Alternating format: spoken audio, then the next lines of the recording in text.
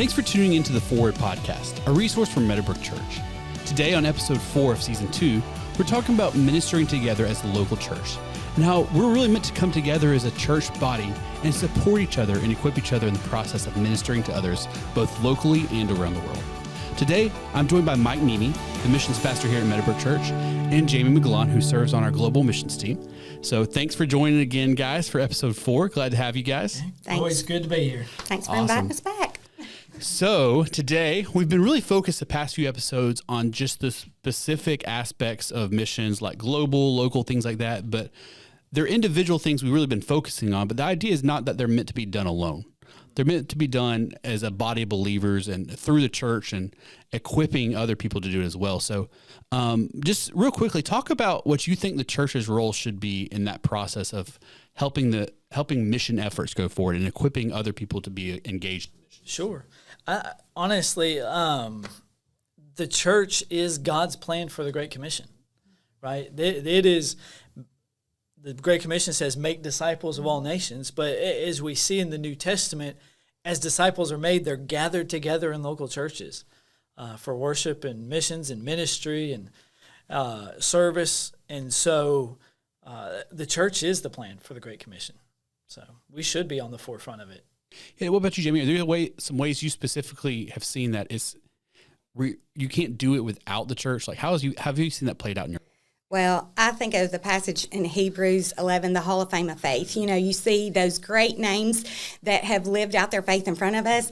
Well, as I read it now as an adult, I see the names of the people who are heroes of faith in my life that have taught me from missions and actions as a little child up to act teens as a teenager, and then the women that I'm able to partner and go on mission trips and do ministry here locally. Like, those names are the names that I see as heroes of the faith because they've lived out their faith in front of me and spurred me along in my faith of and growth.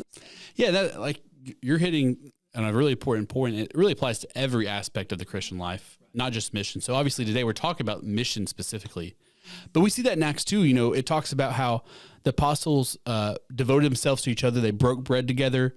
They shared resources. Like, their whole lives were really built around working together for the gospel, for really expanding the kingdom together. So, Mike, as we think about missions, like, let's look at that in a broader sense. Like, how does that passage in Acts really kind of affect our view of missions and how we do that on a regular basis?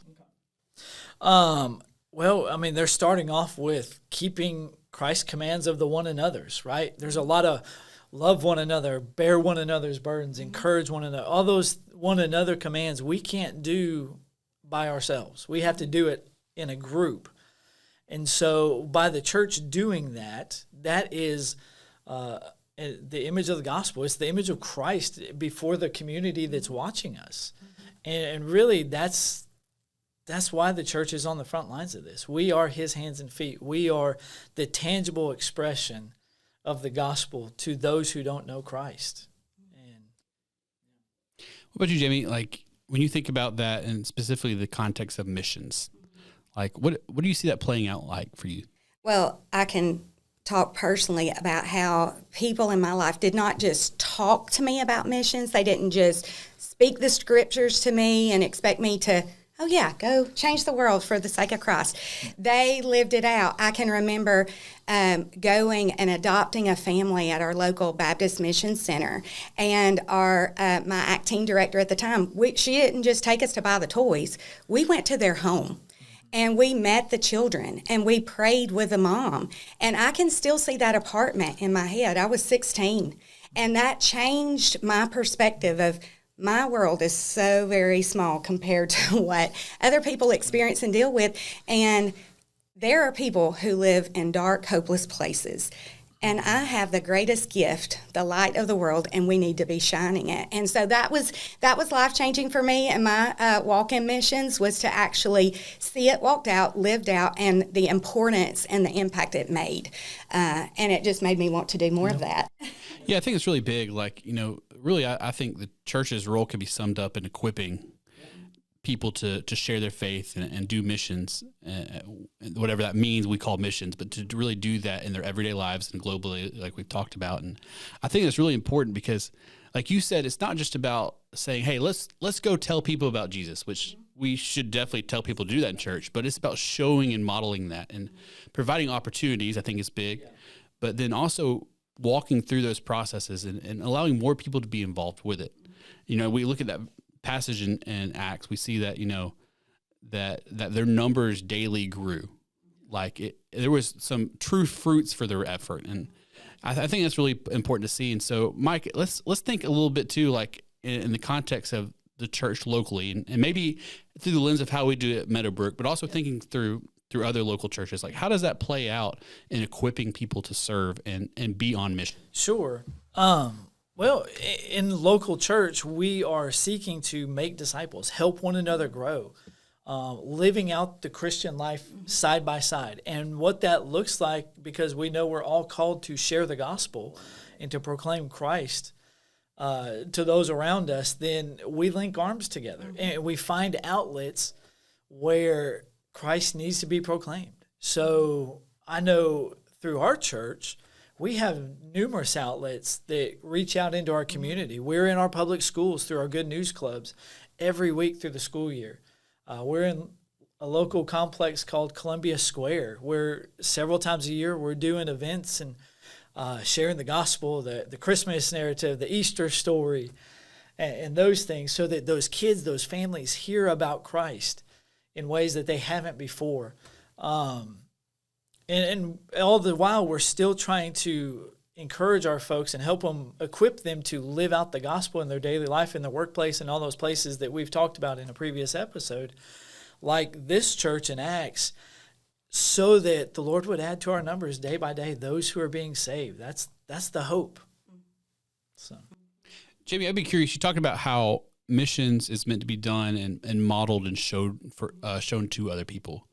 And I'd be curious, just do you have any examples just personally about just how you've either been, I mean, you mentioned when you were younger, but like as we're thinking missionally, we're thinking people in our work life, our neighborhood, how are some ways that you've been able to help equip other people in your life to help be a part of that mission? Well, I value what MeadowBrook offered when we first came to church here was the missions training weekend. Mm-hmm. And, you know, there are so many opportunities that our church specifically pours into helping make disciples and train and equip to help people get engaged. Once you understand why you're doing what you're doing, it gives you the want to do, you know, the saying, people don't care what you know until they know that you care, you know.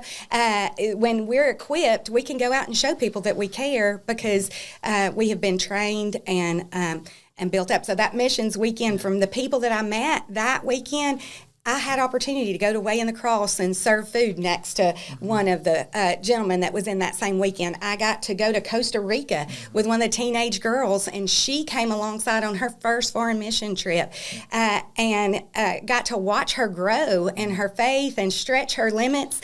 And then I get to sit and worship next to one of the ladies who was there, and we just raise our arms in worship to the Lord together in our Sunday morning service. So just seeing those people that I met that one weekend and just getting to do ministry and live life and worship and spread the gospel to the nations together. I mean, it's very humbling, and it's just what this is designed and telling us to do. Yeah, like you said, it goes back to the idea of living life together. There's a relational investment you have in other people, and whether you're kind of leading that advancement in that partnership to say, hey, like, you know what, I've been on missions locally and globally. You need to come serve with me. You need to see that. There's a stake they have in that relationship to say, hey, you know, I trust Jamie. I trust whoever is telling me this to know that, okay, I can do this. Like they're helping me be equipped. If she can do it, I can do it. That's for sure. Yeah, that's right. And I'm glad you mentioned that missions training weekend. Yes.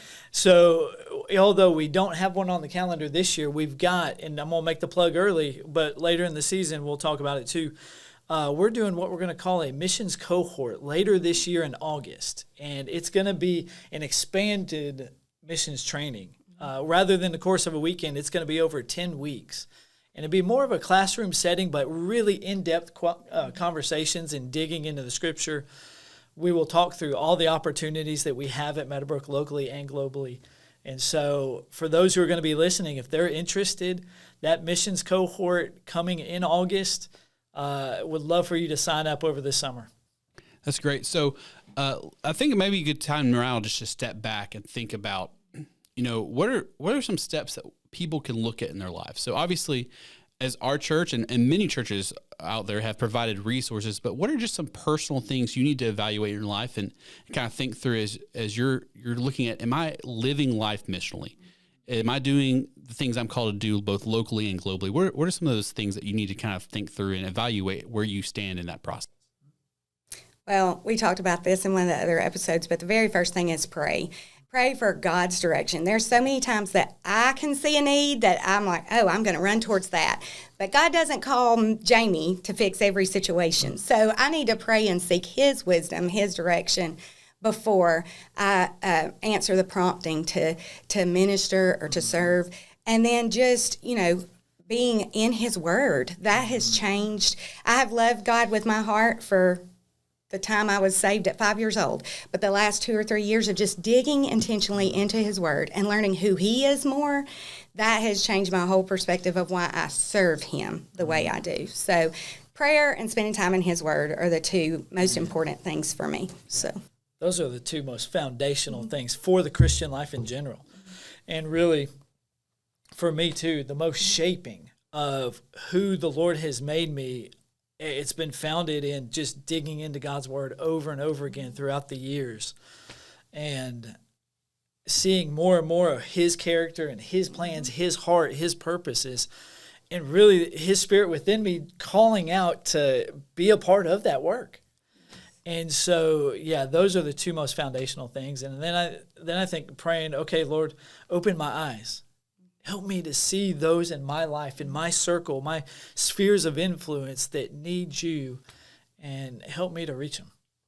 I think it really all comes back to the point of this episode too, is that first off, like when God calls you to do something, He's provided people around you to support you. So I think in general, most Christians, I would hope, feel the call to be more evangelistic, more missionally minded in their lives. So first step, like you said, pray.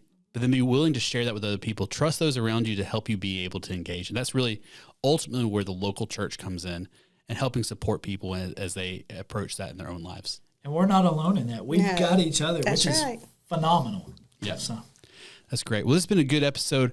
And I think it's really important that we took a step back to say, hey, it's not meant to be done alone. It's meant to be done in community and meant to be done with other people. Well, thank you so much for tuning in to this episode of the Forward Podcast. Make sure you tune in next time as we talk more about some of the terminology and concepts we need to understand as we live a Great Commission life. As always, you can find out more information by emailing us at info@mbchurch.com. Also, make sure you like, subscribe, and share so you can get the word out to your friends and family. Thanks again for tuning into the Forward Podcast. We'll see you next time.